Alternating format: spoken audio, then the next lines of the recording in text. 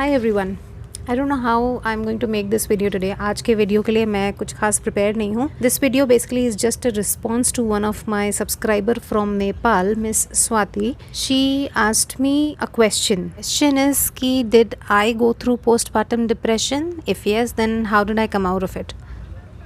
सोच में पड़ गई कि मैं इस वीडियो को बनाऊं कि नहीं बनाऊं। दो रीजंस। एक तो आजकल का ऐसा टाइम चल रहा है that people are definitely not feeling very good. इस टॉपिक पे मैं ऑलरेडी एक वीडियो बना चुकी हूँ, लास्ट ईयर मैंने बनाया था। इस वीडियो में मैं बेसिकली आपको ये बताऊंगी कि पोस्टपार्टम डिप्रेशन होता क्या है, क्यों होता है, क्या सिम्टम्स होते हैं इसके और कैसे इसकी रिकवरी होती है। और इस बीच में मैं कुछ अपने भी इंसिडेंसेस आपको बताऊंगी। सबसे पहली चीज, पोस्टपार्टम डिप्रेशन होता क्या है। नाम से ही आपको समझ में आ रहा है, पोस्टपार्टम मतलब after delivery and depression of course you know. So delivery के बाद जब किसी न्यू मदर को डिप्रेशन होता है तो उसे हम कहते हैं पोस्टपार्टम डिप्रेशन।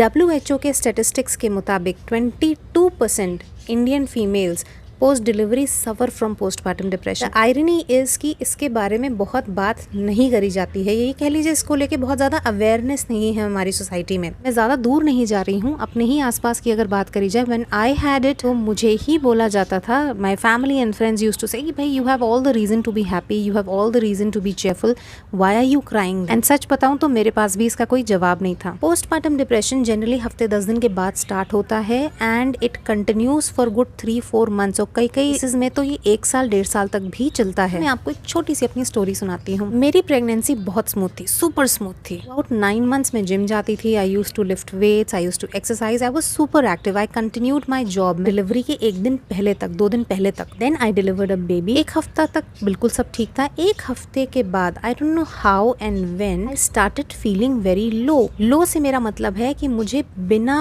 बात के रोना आता था। If my husband used to go down, कुछ सामान लेने के लिए नीचे जाते थे तो मुझे रोना आता था। मुझे लगता था कोई यहाँ से ना जाए। एक्चुअली क्योंकि बॉडी फिजिकली भी रिकवर कर रही होती है और बेबी रात में जगाता है, बेबी का रूटीन सेट नहीं होता है, तो जो सिवियरिटी है मेरे लो फील होने की वो और बढ़ती चली जा रही थी। I heard about a term called postpartum depression from my sister. उन्होंने मुझसे बोला था कि ऐसा होता है, कई केसेस में ऐसा होता है, बट मैं बहुत कॉन्फिडेंट थी, ओवर कॉन्फिडेंट इनफैक्ट आप कह सकते हैं कि नहीं मुझे नहीं हो सकता। I am so positive, I have been so healthy, I have been so active, ये चीज मुझे नहीं हो सकती है। 1 महीना बीता, 2 महीना बीता, 3 महीना बीता, आपका बेबी से उतना कनेक्ट नहीं स्टैब्लिश हो पाता है, एंड दूसरा you prefer to stay away from people. Naturally जब आप लो फील करते हो तो जिस चीज में आपको कंफर्ट मिल रहा है उस चीज पे आप रिलाई करना ज्यादा शुरू कर देते हो। For me the comfort became food and as a result I started binge eating और you can say over eating. Now थोड़ा समय और बीतने के बाद मैंने अपना ऑनलाइन टेस्ट कराया। क्वेश्चनर मैंने फिल करा with the help of a psychologist from Chandigarh. Questionnaire में जो मेरा रैंक निकला वो पोस्टपार्टम डिप्रेशन की रेंज में आया।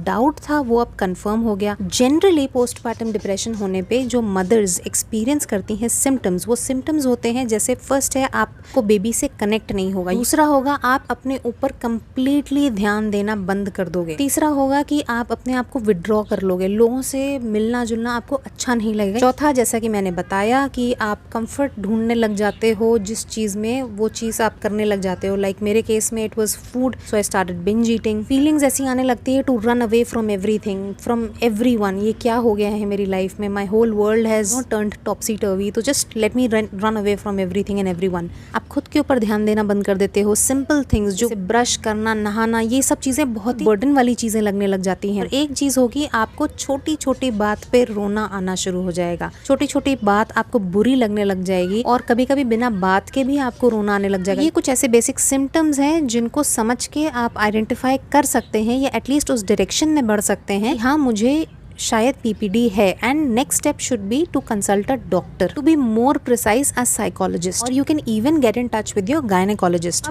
पोस्टपार्टम डिप्रेशन का बेसिकली रीजन क्या होता है? पहली चीज होती है हार्मोन्स। प्रेगनेंसी के दौरान ईस्ट्रोजन वगैरह बहुत हाई होते हैं and that keeps you happy, आपकी स्किन ग्लोइंग होती है। डिलीवरी के बाद there is a sudden drop in oestrogen level. Already आप बेबी को देख रहे हो, आपका रूटीन बेबी के साथ बिल्कुल चेंज हो गया है, आप स्लीपलेस हो, न्यू पेरेंट्स डेफिनेटली स्लीपलेस होते हैं, बॉडी रिकवर कर रही है, दर हार्मोन्स आपके वापस रीएडजस्ट हो रहे हैं, तो ये सारी जो खिचड़ी होती है ये सब मिलजुल के it leads to postpartum depression. क्या करना है सिचुएशन में, कुछ बेसिक चीज़ें करनी है। सबसे पहली चीज़ तो ये है कि माइंड में ये बैठाना है कि दुनिया में कोई भी चीज़, कोई भी सोल्यूशन, कोई भी ताकत, कोई भी इंसान आपकी मदद नहीं कर सकता है इस चीज़ से बाहर निकालने में, अनटिल एंड अनलेस आप अपनी विल पावर स्ट्रांग रखें और आप एक डिसीजन ले, एक कॉन्शियस डिसीजन ले कि हाँ मुझे इस चीज़ से बाहर निकलना है। अगर आपने सोच लिया तो आप डेफिनेटली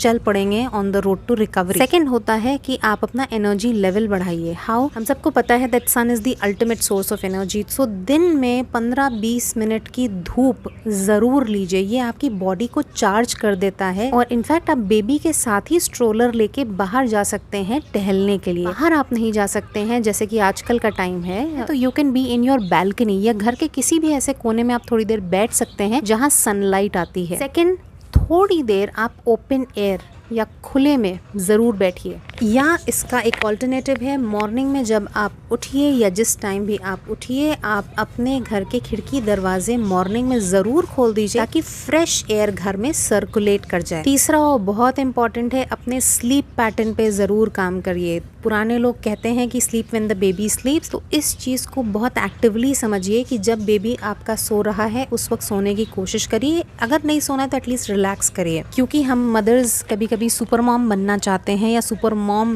का खिताब अपने ऊपर रखना चाहते हैं। इसके चलते हम अपनी स्लीप को सैक्रिफाइस कर देते हैं, अपनी बॉडी को सैक्रिफाइस कर देते हैं, अपनी खुशियों को सैक्रिफाइस कर देते हैं। तो ये बिल्कुल नहीं करना है। इसलिए नहीं करना है क्योंकि अगर आप खुश नहीं रहेंगे तो बेबी खुश नहीं रहेगा। बेबी को खुश किसी भी कीमत पे आप नहीं रख सकते हैं। ये चीज मैं आपको जो बता रही हूँ, इन चीजों ने मुझे हेल्प करा था। स्ट्रेट अवे मॉर्निंग में उठिए and the first thing is आप अपनी जो बेसिक सुबह के काम होते हैं 10-15 मिनट लगा के then straight away take a bath. जैसे ही आप नहाएंगे, बहुत bathing is something which wards off negativity in so many ways. Wear good clothes, this is not for someone else, this is for your own self. Next is कि आपको अपनी diet पे बहुत ध्यान देना है। डाइट पे कैसे ध्यान देना है? You have to take food not just nourishes your baby, it has to nourish you also. कभी कभार डार्क चॉकलेट भी खा सकते हैं बिकॉज वो मूड लिफ्टर होता है। Next is get in touch with your friends. अपने फ्रेंड्स, अपने रिलेटिव, सबसे आप टच में रहिए। स्पेशली उन लोगों के साथ आप टच में जरूर रहिए who make you feel really good about yourself. Don't be in touch with those people जो आपको ताने मारे, जिनसे अगर आप अपनी बात शेयर भी करें तो they start mocking you. ऐसे लोगों से बिल्कुल दूर रहिए। नेक्स्ट इज कि आप अपना सपोर्ट सिस्टम बनाइए। घर में काम को डिवाइड करिए ताकि सारा भार आपके ऊपर ना आए। बेबी को संभालने का भी, घर को मैनेज करने का भी, खुद को मैनेज करने का भी। अगर पॉसिबल हो सके तो थोड़ी सी एक्सरसाइज कर लीजिए। Even if it is just about taking a walk, आप रोप्स लाके, बैंड्स लाके, थोड़े बहुत वेट्स रख के खुद से एक्सरसाइज कर सकते हैं। एक चीज जिसने मुझे बहुत हेल्प करा था वो है म्यूजिक। छोटा बेबी घर में है तो बहुत लाउड म्यूजिक तो आप नहीं प्ले कर सकते, तो ईयरफोन लगा के कुछ टाइम अपने साथ जरूर बिताइए। आपका मूड बहुत अपलिफ्ट कर सकता है, प्रोवाइडेड आप रोने धोने वाले गाने मत सुनिए, अपलिफ्टिंग म्यूजिक सुनिए। दिन में 15-20 मिनट जरूर निकालिए अपनी स्पिरिचुअल नीड्स के लिए। सबकी स्पिरिचुअलिटी डिफरेंट है और सबका डिफरेंट तरीका हो सकता है, तो आप अपने अकॉर्डिंगली